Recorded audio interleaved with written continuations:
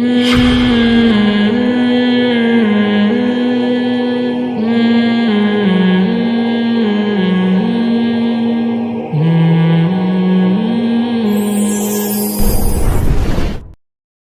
پتہ ہے اس سے پہلے والا جو رکوع تھا اس رکوع میں اللہ تعالیٰ نے بنی اسرائیل کا تذکرہ چل رہا تھا کہ موسیٰ علیہ الصلاۃ والسلام کی جو قوم تھی انہوں نے بیہودہ مطالبات کی اللہ تعالیٰ سے، حضرت موسیٰ علیہ السلام سے، بھئی اللہ کو ہم نے دیکھنا ہے۔ پھر وہ بے ہوش ہو گئے، اس بیہودہ مطالبے پر دوبارہ ان کو زندگی ملی۔ پھر اللہ نے حضرت موسیٰ سے کہا کہ آپ یہ کتاب لیں اور جائیں اپنی قوم میں اور اس کتاب کو مضبوطی سے تھام لیں، جو بھی اس پر عمل کرے گا میں اس کے لیے رحمت لکھ دوں گا۔ اور پھر اللہ ہمارے نبی کی طرف آ گئے کہ یہ قابل رحمت وہ لوگ ہیں جو ایسے رسول کی اتباع کرتے ہیں جو امی رسول ہیں، اور جن کو وہ تورات اور انجیل میں ان کا نام دیکھا ہوا ہے انہوں نے کہ محمد صلی اللہ علیہ وسلم، احمد کے نام سے آپ صلی اللہ علیہ وسلم کا نام احمد بھی تھا، محمد بھی تھا، تو لکھا ہوا پاتے ہیں تورات اور انجیل میں کہ محمد صلی اللہ علیہ وسلم آخری نبی ہیں جو آئیں گے، تو اسی نبی پر یہ لوگ ایمان لے کر آتے ہیں۔ جو نبی ان پر پاکیزہ چیزوں کو حلال کرتے ہیں، خبائث کو حرام کرتے ہیں، تو یہ ساری صفات چل رہی تھی پیغمبر صلی اللہ علیہ وسلم کی۔ پھر وہ لوگ جنہوں نے نبی کی مدد کی، نبی صلی اللہ علیہ وسلم کو طاقت بخشی، یہی لوگ کامیاب ہیں۔ اب ایک اشکال ہو سکتا تھا کہ موسیٰ علیہ السلام جیسے ایک خاص قوم کے نبی تھے، بنی اسرائیل کے نبی تھے، تو ایسا تو نہیں ہے کہ محمد صلی اللہ علیہ وسلم جن پر ایمان لانے کی ترغیبات دی جا رہی ہیں حضرت موسیٰ کے واقعہ کے ضمن میں، تو ایسا تو نہیں ہے کہ یہ بھی عربوں کے ساتھ خاص ہیں اور عرب کو خطاب کیا جا رہا ہے اور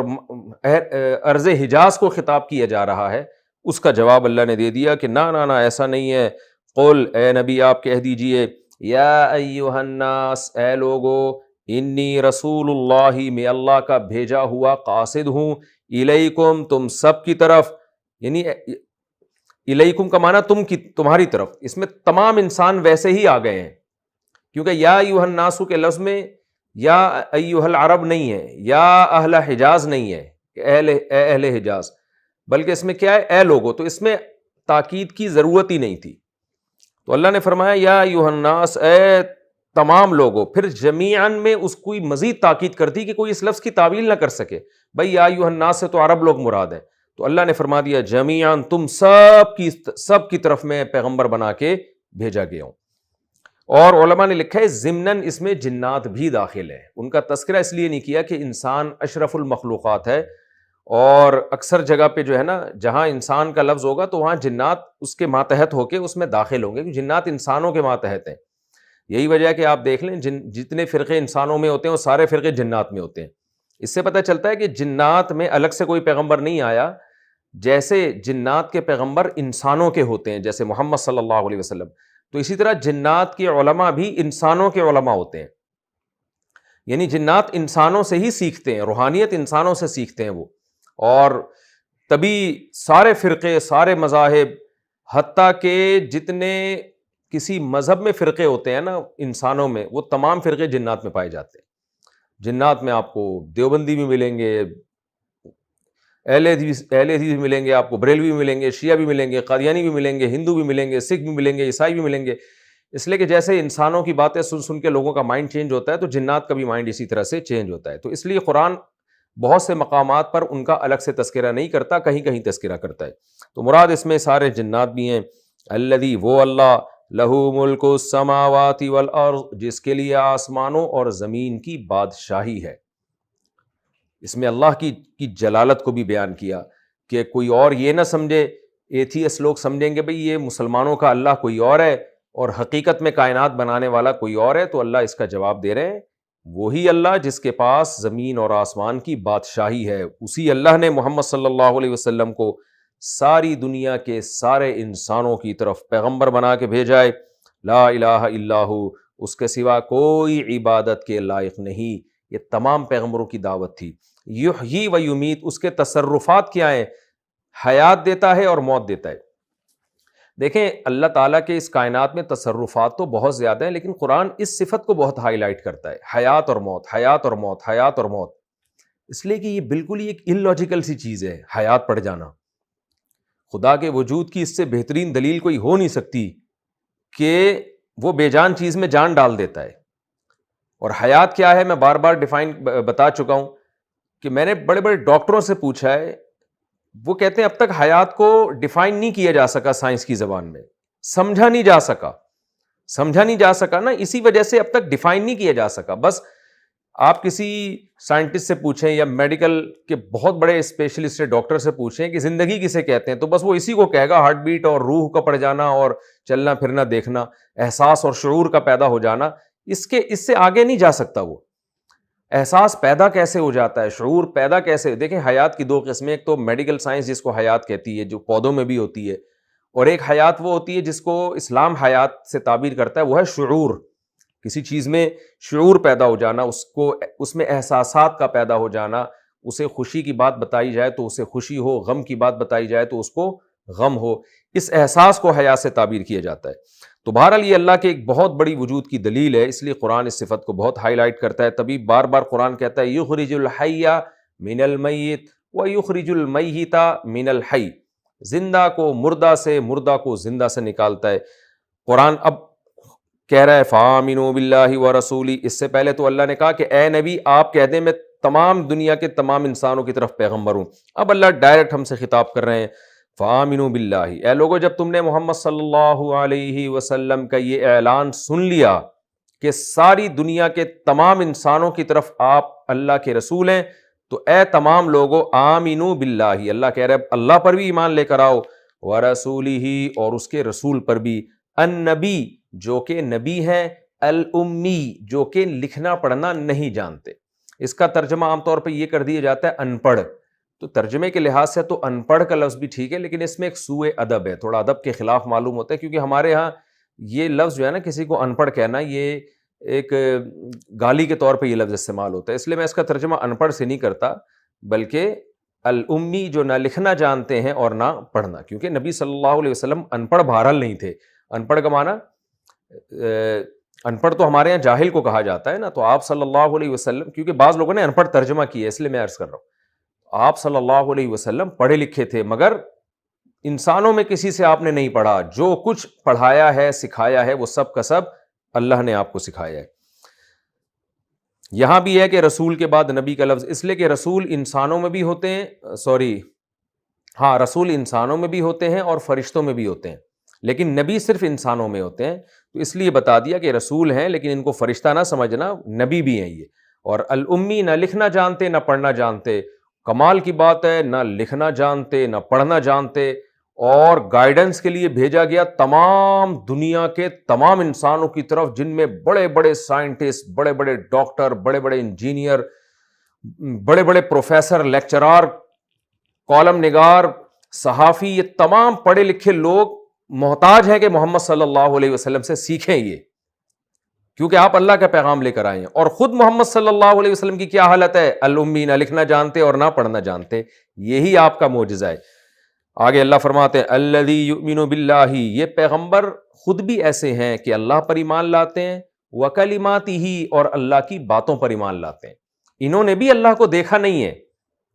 لیکن آپ بھی اللہ پر ایمان لے کر آئے ہیں اس وحی کی وجہ سے جو اللہ نے آپ صلی اللہ علیہ وسلم پر نازل کی ہے۔ یہ اس میں اس طرف اشارہ ہے کہ یہ پیغمبر خود بھی شریعت کے احکام کے مکلف ہیں۔ دیکھیں بعض دفعہ آپ کسی لیڈر کو اس لیے فالو نہیں کرتے، آپ یہ سمجھتے ہو کہ یہ ہمیں جن باتوں کا حکم دیتا ہے خود ان باتوں پر عمل نہیں کرتا، جیسے کہ آج کل کے بہت سارے لیڈرز کی حالت ہے، آپ کو بتاتے رہیں گے کرپشن مت کرو، خود کرپشن کر رہے ہوں گے، آپ کو کہیں گے جھوٹ مت بولو، خود جھوٹ بول رہے ہوں گے، آپ کو یہ کہیں گے وہ کہیں گے، خود وہ سارے کام کر رہے ہوں گے۔